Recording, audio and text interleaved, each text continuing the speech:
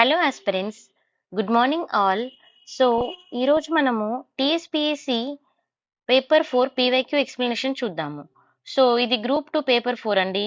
యాక్చువల్గా ఇప్పుడు ప్రజెంట్ ఉన్న సిచ్యుయేషన్లో అందరూ కన్ఫ్యూజన్లో ఉన్నారు, చాలా క్లారిటీ లేకుండా లైక్ అసలు ఎగ్జామ్స్ జరుగుతాయా లేదా అని అందరికీ ఉన్నది.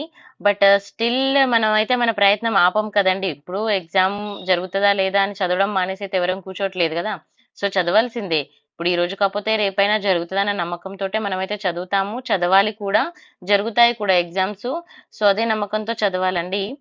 సో మనం ఇప్పుడు టీఎస్పీఎస్సి గ్రూప్ 2 పేపర్ 4 చూద్దాం. ఎందుకంటే ఇది తెలంగాణ మూమెంట్ పేపర్. ఇది ఓన్లీ మన గ్రూప్ 1 గ్రూప్ 2 కే కాకుండా గ్రూప్ 1 కి అయినా కూడా మనకి అన్ని పేపర్లో కూడా యూజ్ అవుతుంది. తెలంగాణ రిలేటెడ్ గా మనం ఏ ఎగ్జామ్ రాసినా కూడా మనకి పేపర్ అనేది మోస్ట్లీ యూస్ఫుల్ గా ఉంటుంది. సో చూద్దాం ఫస్ట్. చూడండి, ఇక్కడ మనకి ఫస్ట్ క్వశ్చన్ ఏమడిగారు అనంటే, which of the following judgement of the supreme court address the issue of alienation of tribal land to non tribal land అన్నారు. సో అంటే క్వశ్చన్ ఏమడుగుతున్నారు అనంటే, ఈ కింద ఇచ్చిన జడ్జిమెంట్స్ లో ఏ జడ్జిమెంట్ అంటే ఏ సుప్రీంకోర్టు జడ్జిమెంట్ మన ట్రైబల్ ల్యాండ్ ఇష్యూని అడ్రస్ చేస్తుంది అని అన్నాడు. సో మరి అసలు జడ్జిమెంట్స్ ఏమేమి ఉన్నాయో చూద్దాం. ఇక్కడ చూడండి, Gummadi Narasimhaiah versus state of AP and Gujja Bhiksham versus state of AP and Samatha versus state of AP, Ramesh Rathod versus state of AP. So ఇప్పుడు మరి కరెక్ట్ ఆన్సర్ ఏది అని అంటే Samatha versus state of AP. So మరి Samatha versus state of AP అని అన్నాం కదా, మరి ఏంటి ఎక్స్ప్లెనేషన్ చూద్దాము. ఫస్ట్ అసలు ఈ సమత ఎవరు మనకి తెలియాలి కదా. ఫస్ట్ చూడండి, ఇప్పుడు landmark judgement by supreme court in India, ఇది మనకి ఒక ల్యాండ్ మార్క్ జడ్జిమెంట్. సో మరి సమత అంటే ఏంటి అని అంటే, సమత అంటే ఏంటంటే సింపుల్ గా ఏం లేదండి, ఇక్కడ గ్రూప్ ఆఫ్ ట్రైబల్ పీపుల్ ఒక కమ్యూనిటీగా ఏర్పడి ఈ కేసు అనేది తీసుకురావడం జరిగింది. సో ఆ గ్రూప్ ఆఫ్ ట్రైబల్ పీపుల్ ని మనం సమత అని పిలుస్తాము. ఓకేనా. సో చూద్దాం మరి ఇప్పుడు ఈ Samatha versus state of AP కేసులో ఏం జరిగింది అని అంటే, ఇది వచ్చేసి ఒక ఇంపార్టెంట్ జడ్జిమెంట్ గా మనం చెప్పొచ్చు. ఓకేనా. ఎందుకు ఇంపార్టెంట్ జడ్జిమెంట్ అని అంటున్నాము అని అంటే, ఇది ఏం చేస్తుంది అని అంటే, ఇప్పుడు ట్రైబల్ ల్యాండ్స్ ని ఇక్కడ వీళ్ళు నాన్ ట్రైబల్ ల్యాండ్స్ కన్వర్ట్ చేయడానికి ట్రై చేశారు. సో నాన్ ట్రైబల్ ల్యాండ్స్ అంటే ఏంది, లైక్ మైనింగ్ కానీ ఇండస్ట్రియల్ పర్పస్ కానీ ప్రొవైడ్ చేయడం. సో మరి యాక్చువల్ గా మన జనరల్ గా తీసుకుంటే ఇప్పుడు మనకి యాజ్ పర్ ద రూల్ ప్రకారం మనం తీసుకుంటే ట్రైబల్ ల్యాండ్స్ ని నాన్ ట్రైబల్ ల్యాండ్ మార్చడానికి ఉంటుందా అనండి, లేదు. సో మరి ఇక్కడ అదే కేసు. సో ఇప్పుడు చూద్దాం, ఇప్పుడు అయితే ఫస్ట్ వీళ్ళు ఏం చేశారంటే కేసులో ఫస్ట్ ఏపీ కోర్టు కూడా వెళ్ళారు, కానీ అక్కడ వీళ్ళకు అది ఏమంటారు న్యాయం జరగలేకపోయింది. సో దట్స్ వై తర్వాత వాళ్ళు ఏం చేశారంటే సుప్రీంకోర్టుకు వెళ్ళారు. సో సుప్రీంకోర్టుకు వెళ్ళిన తర్వాత సుప్రీంకోర్టు ఏం చేసింది అని అంటే, ఇక్కడ మనకి ఈ ఏదైతే ట్రైబల్ ల్యాండ్ ఉంటుంది కదా, సో ఈ ట్రైబల్ ల్యాండ్ కానీ ఫారెస్ట్ ల్యాండ్ కానీ గవర్నమెంట్ ల్యాండ్ కానీ ఈ ల్యాండ్స్ షెడ్యూల్ ఏరియాలో ఉన్న ల్యాండ్స్ ని it's cannot be lease to private companies కి లీజ్ ఇవ్వడానికి ఉండదు, ఆర్ నాన్ ట్రైబల్ ల్యాండ్ గా మార్చడానికి వీలుగా ఉండదు అని సుప్రీంకోర్టు అయితే చెప్పడం జరిగింది అన్నట్టుగా. సో ఇది మనకి మెయిన్ ఇక్కడ ఈ కేసు యొక్క ఇష్యూ. ఓకేనా. సో నెక్స్ట్ చూద్దాం. నెక్స్ట్ క్వశ్చన్ ఏంటి ఇక్కడ, విచ్ కమిషన్, ఇక్కడ ఏమంటుంది ఇక్కడ commission, which commission appointed by government of AP, government of Andhra Pradesh appoint చేసింది ఒక కమిషన్, ఏ కమిషన్ అని అడుగుతున్నాడు. మరి అది ఏ కమిషన్, దేనికి రిలేటెడ్ అంటే సబ్మిటెడ్ ఇట్స్ రిపోర్ట్ ఎంటైటిల్డ్, మరి ఏ రిపోర్ట్ సబ్మిట్ చేయడంలో, విచ్ రిపోర్ట్ ఇది అని అంటే report of tribal land in Telangana area. A report అండి, report of tribal land issues. Okay, అది ఎక్కడ మరి అంటే తెలంగాణ ఏరియాలో. So in 2005. సో మరి 2005 లో తెలంగాణ ఆంధ్ర కలిపే ఉంది కాబట్టి ఆంధ్రప్రదేశ్ అని పిలిచేవాళ్ళు కదా అప్పుడు, బట్ ఏరియా వైజ్ గా తీసుకుంటే తెలంగాణ. సో చూద్దాం మరి ఏ కమిషన్ అంటే, ఇక్కడ చూడండి ఒకటి first justice K Ramaswamy commission, Koneru Rangarao commission and justice Ramachandra Raju commission. Last ఏంటి ఇక్కడ గిర్గ్లాని కమిషన్ అన్నాడు. సో మరి రైట్ ఆన్సర్ ఏంటి అని అంటే కోనేరు రంగారావు కమిషన్. ఓకేనా.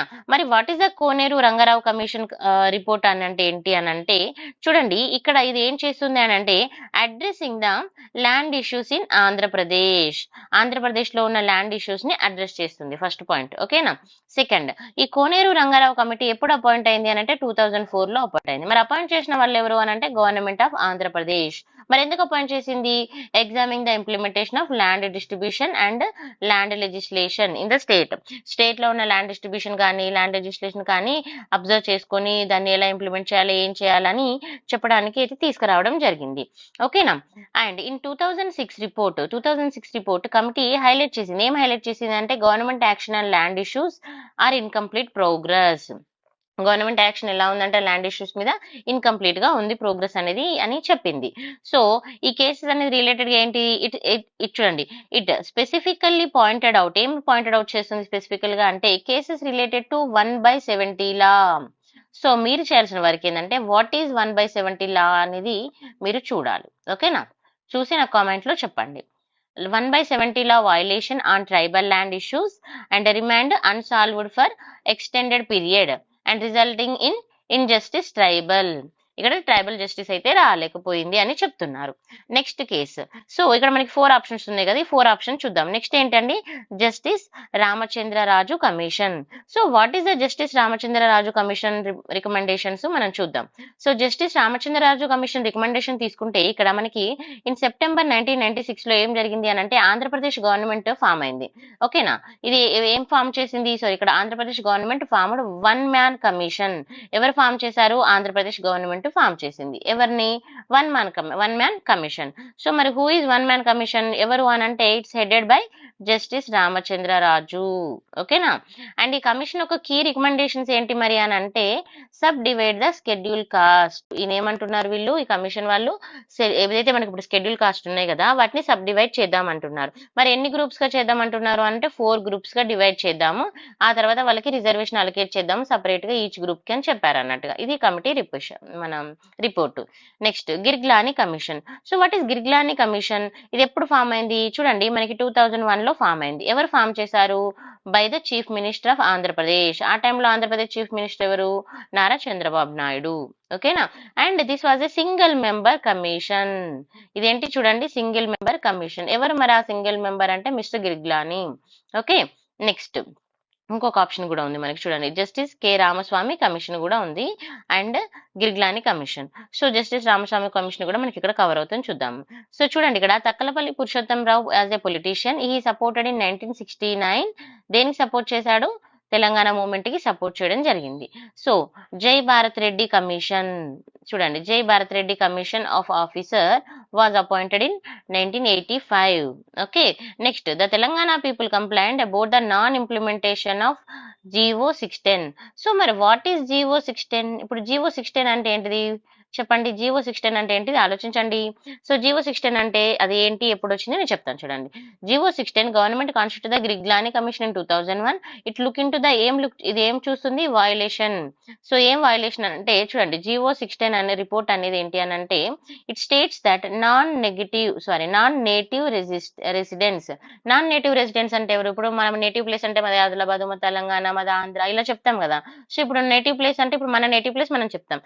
మన నేటివ్ ప్లేస్ లో లేనప్పుడు వేరే ప్లేస్ లో ఉంటే ఏమంటాం, దాన్ని non native place. For example ఇప్పుడు ఇక్కడికి మన తెలంగాణ స్టేట్ వాళ్ళు కాకుండా వేరే స్టేట్ వాళ్ళు వచ్చి ఉంటే దాన్ని ఏమంటాం, నాన్ నేటివ్ అంటాం.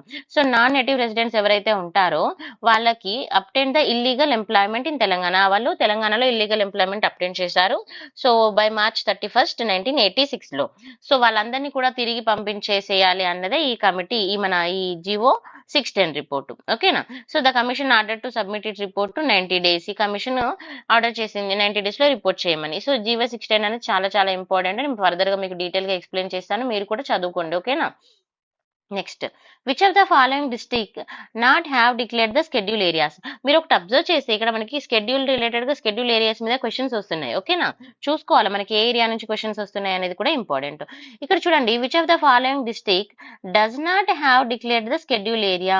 షెడ్యూల్ ఏరియా డిక్లేర్ కాని ఏరియా మన ఏది అని అంటున్నాడు ఇక్కడ కింద ఇచ్చిన వాటిలో. సో జనరల్ గా చూడండి, ఆదిలాబాద్ అంటే జనరల్ గా ఆదిలాబాద్ అంటేనే ట్రైబల్ పీపుల్ వస్తారు, షెడ్యూల్ ఏరియా ఉంటుంది. సో ఇదంతా షెడ్యూల్ ఏరియాకి రిలేటెడ్ గా ఉంటుంది. And Warangal and Mahabubnagar. So remaining ఏంటి అని అంటే నిజామాబాద్. సో ఇప్పుడు చూద్దాం అసలు ఈ షెడ్యూల్ ఏరియాస్ ఇన్ ఇండియాలో ఎస్పెషల్ గా మన తెలంగాణలో ఏమున్నాయో చూద్దాం. So Telangana covers under the 5th schedule area. Telangana ఏ ఏరియా కింద వస్తుంది, 5th షెడ్యూల్ ఏరియా. ఈ క్వశ్చన్ కూడా అడిగే ఛాన్స్ ఉంటుంది. So Telangana is the one of the state in India covered under the 5th schedule area of the constitution and it designated the schedule areas comprising చూడండి ఇక్కడ 1118 schedule villages ఉన్నాయంట. ఎన్ని villages ఉన్నాయి, 1118 schedule villages ఉన్నాయి. It spread over 85 mandals. ఎన్ని మండలాల్లో ఉన్నాయి, 85 మండలాలు. ఓకే, ఎన్ని డిస్ట్రిక్ట్స్ అంటే 9 districts. So the districts which schedule area, ఏమేం షెడ్యూల్ ఏరియా ఉన్న డిస్ట్రిక్ట్స్ ఏంటి అని అంటే Adilabad, Komaram Bheem Asifabad, Mancherial, Mulugu, Warangal, rural, Warangal rural and Mahabubabad, Bhadradri Kothagudem, Khammam and Mahabubnagar, Nagar Kurnool.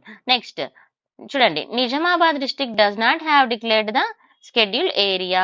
So మన క్వశ్చన్ లో నిజామాబాద్ ఉంది, సో ఇప్పుడు ఆన్సర్ ఇది కాదు కదా, సో మనకు ఆన్సర్ ఏంటి, ఇది కాబట్టి ఇదే లేదు కాబట్టి షెడ్యూల్ ఏరియాలో ఆన్సర్ వచ్చేసి నిజామాబాద్. ఓకేనా. Next, which schedule of the constitution make a provisions regarding to the administration, control of schedule area and schedule tribe. ఇక్కడ చూడండి, which schedule of the constitution, A schedule, constitution లో ఏ షెడ్యూల్ మేక్స్ ప్రొవిజన్స్ ని make చేస్తుంది, regarding to what, దేని గురించి మరి అని అంటే administration and control of schedule area and schedule tribe. Schedule area schedule tribe లో అడ్మినిస్ట్రేషన్ గురించి మన కాన్స్టిట్యూషన్ లో ఏ షెడ్యూల్ చెప్తుంది అని అంటున్నారు. చూడండి, 6th schedule, 7th, 9th and 5th అన్నాడు. సో మన ఆన్సర్ వచ్చేసి ఏంటి, 5th షెడ్యూల్. మరి what is the 5th schedule అంటే ఏంటి చూద్దాం. ఇప్పుడు చూడండి, ఫస్ట్ అసలు schedules in the Indian constitution. So ఇందులో మనం 5th షెడ్యూల్ చూస్తున్నాం కదా. సో 5th షెడ్యూల్ తీసుకుంటే provisions for schedule area and schedule tribal గురించి చెప్తుంది. ఇది ఇంపార్టెంట్, గుర్తుపెట్టుకోవాలి. So 5th schedule in the Indian constitution outlined the provisions for the administration and control of schedule area and schedule tribe. ఓకేనా. And మరి ఇందులో ఏ part అని అంటే part 10 article 244 and 244A కూడా ఏం చెప్తుంది అని అంటే, it's elaborate the regulations concerning these areas and they tribal inhabits. Okay, next, the president of India has the authority to declare the areas of schedule area. మరి ఎవరికి authority ఉంటుంది schedule ఏరియాని declare చేయడానికి అని మన క్వశ్చన్ అడుగుతాడు. ఒకసారి president అంటారు, గవర్నర్ అంటాడు, సీఎం అంటాడు, లేదంటే ఇంకా మినిస్టర్స్ ఇలా చెప్తా ఉంటాడు. ఓకేనా. సో ఇప్పుడు మనకి మరి ఎవరికి అథారిటీ ఉంటుంది షెడ్యూల్ ఏరియాని డిక్లేర్ చేయడానికి, ప్రెసిడెంట్ ఆఫ్ ఇండియాకి మాత్రమే ఉంటుంది. ఇది మనం గుర్తుపెట్టుకోవాలి. ఓకేనా. Next, and which follow the special protection and the welfare mechanism for the welfare of the tribal communities living there. Next, 10 states which schedule area. So ఇప్పుడు మనకి చూడండి, షెడ్యూల్ ఏరియా ఉన్న స్టేట్స్ ఏంటి అని అంటే 10 స్టేట్స్ ఉన్నాయండి. ఒకటి తెలంగాణ, ఆంధ్రప్రదేశ్, ఛత్తీస్గఢ్, గుజరాత్, హిమాచల్ ప్రదేశ్, జార్ఖండ్, మహారాష్ట్ర, మధ్యప్రదేశ్, ఒడిశా, రాజస్థాన్. ఇవి మనం గుర్తుపెట్టుకుంటే ఒక ఆన్సర్ ఈజీగా చేసుకోవచ్చు అండి. ఓకేనా. నెక్స్ట్ క్వశ్చన్ ఏంటి మనకి చూడండి, which of the following system was abolished in the year 1983 లో అబలిషన్ చేసిన సిస్టమ్ ఏంటి అని అడుగుతున్నాడు. ఎక్కడ మరి అది, in the state of Andhra Pradesh లో. ఏ ప్లేస్ లో అంటే ఆంధ్రప్రదేశ్ లో అబలిష్ చేసిన సిస్టమ్. ఒకటి protection of tenant system, child labour system, tribal land alienation system or Patel Patwar system. So right answer is what అంటే Patel Patwari system. So what is the Patel Patwari system. ఓకేనా. అసలు ఇది ఎలా వచ్చింది ఏంటి అనేది మనం కూడా చూద్దాం. First, evolution of land management system in Telangana తీసుకుంటే పటేల్ పట్వారీ సిస్టమ్ ఎప్పటి నుంచి ఉంది అని అంటే ఏన్షియంట్ టైం నుంచి ఉంది అని అంటున్నారు. అంటే లైక్ కింగ్స్ ఉన్న టైం నుంచి కూడా మనకి ఈ పటేల్ పట్వారీ సిస్టమ్ అనేది ఉండడం జరిగింది.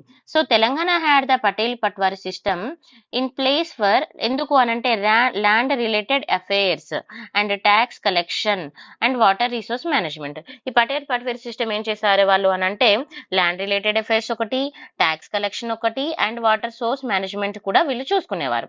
సో పటేల్ పట్వారీ సిస్టమ్స్, ఈ Patel Patwaris were responsible for handling these crucial task. వీళ్ళు ఏం చేసేవాళ్ళంటే ఈ టాస్క్ ని హ్యాండిల్ చేసేవాళ్ళు. Next, abolition of the Patel Patwari system. మరి ఎప్పుడు అబలిషన్ అయింది అంటే దాన్ని ఎప్పుడు తీసేశారు, ఎన్టీఆర్ గవర్నమెంట్ 1983లో తీసేశారు. సో 1983లో NT Rama Rao government in Andhra Pradesh. So ఇతను ఏం చేశారు అనంటే NT Rama Rao garu abolition of the Patel Patwari system ని తీసేశారు. ఓకేనా. The decision marked by the end of the traditional land management system.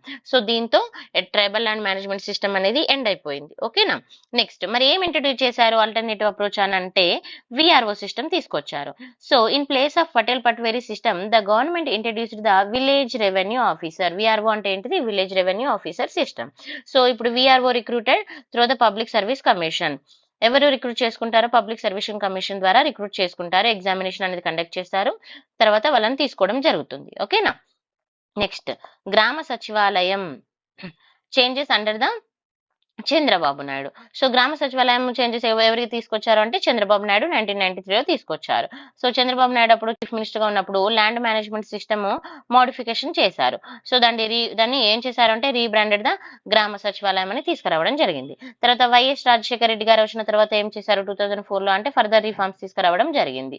ఒకటి చూడండి ఇక్కడ మనకు అడిషనల్ చేంజెస్ అనేవి ఈయన తెలంగాణలో ల్యాండ్ మేనేజ్మెంట్ సిస్టమ్‌లో తీసుకురావడం అయితే జరిగింది. సో, ఓకే అండి. నేను ఈరోజు మీకు ఒక 5 క్వెషన్స్ ఎక్స్‌ప్లెయిన్ చేశాను. రేపటి నుంచి ఒక 10-15 క్వెషన్స్ ఎక్స్‌ప్లనేషన్ చేయడానికి ట్రై చేస్తాను.